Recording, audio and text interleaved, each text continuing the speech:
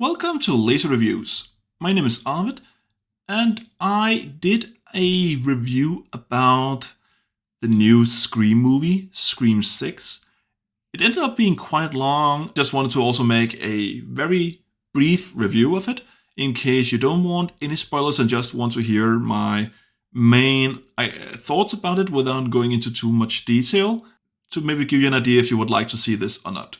Because I already did a review of the first 5 Scream movies, so now with the 6th movie out, I wanted to finish what is now a review of the 6 current Scream movies. There will probably be more. So the cast, a lot of returning characters, all the ones who survived in the previous movie, also some other people are returning to it. The cast is not that bad, but it's also not good. The acting performances in this movie are not great. Towards the end of it, it becomes abysmal. It becomes really, really bad. That already is reason enough to maybe think twice about watching this movie. The ending is really not good. The cinematography and sound design is so run-of-the-mill.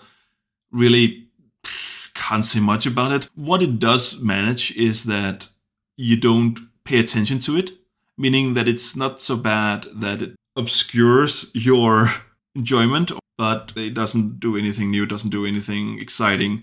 It's just there. And I think that's just what you can say about this movie. This movie is just there. It's just here. It's just a sequel to a movie that wasn't that good.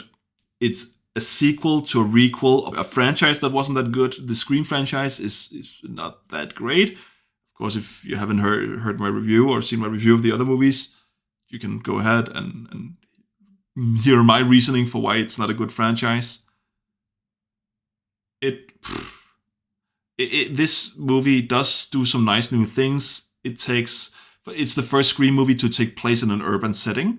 So it does introduce some nice ideas such as what will happen if you try to murder someone in public transportation.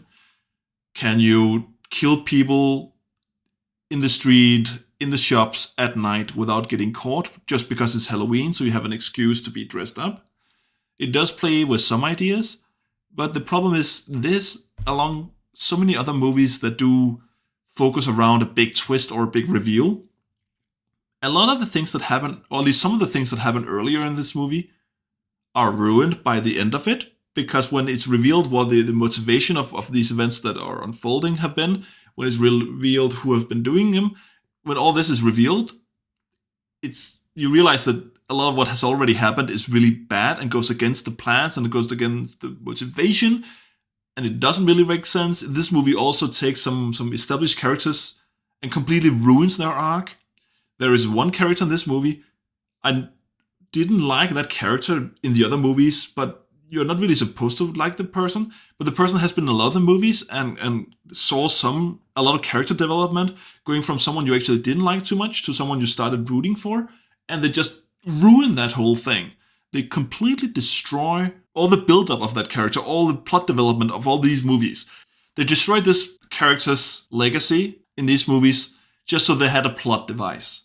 Nothing else. And just to probably try and spur up some emotions in you, and to make some callbacks. And none of this work. It's really not good. It's not deserved. If you want to know what I'm talking about, you can hear my slightly longer review of this. It does rehash a lot from the second movie, but it doesn't really do it well. The only thing this movie does well are the kills. The kills are honestly probably the best of the series.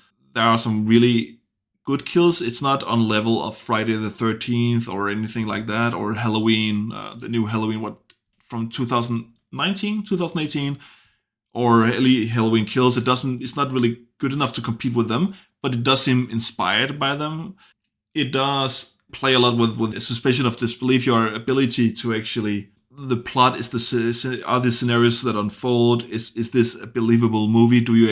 Does it seem realistic to you? And for the most part, I would say yes, but, and some of the things that seem incredible at first, actually is more or less explained away, whereas some of the other things aren't. Overall, it's not a satisfying experience. I didn't hate the movie. I hated moments in the movie. I hated some of the decisions they made. But it's in many ways so mediocre, or even maybe so slightly below mediocre, that I can't say you should watch it. If you're a fan of the previous movie, definitely watch this one. It will have all the same things and do some things better than the previous movie. It will also do some things worse. I think the plot of the previous movie is slightly better than this one. Honestly, the Scream franchise probably hasn't had a good plot since the second film. Maybe the fourth is okay as well, but you are probably not watching these movies for the plot. If you are, then we have different taste in movies, and that's fine. But what I'm trying to say, this is not a very enjoyable movie. It's not enjoyable enough in its murders. It's not enjoyable enough in its streak. It doesn't really have good scares at all. So yeah, all these elements, plot, execution, murder, score, scares. Oh yeah, the movie also doesn't have any laughs, so that's another thing. All these elements that do make up how I would rate a movie. By all accounts and by all measurements, this is not a movie that's worth your time. I can't see why you should watch it. I hope this review made a bit of sense and that you found it useful. If you did like the movie, fine. You can also tell me how wrong I am. I think it makes more sense actually to tell me how wrong I am in my longer review, because then I actually go into more detail if you disagree with what I said, or if you can disprove what I said. But yeah, that's it from me. Have a good one.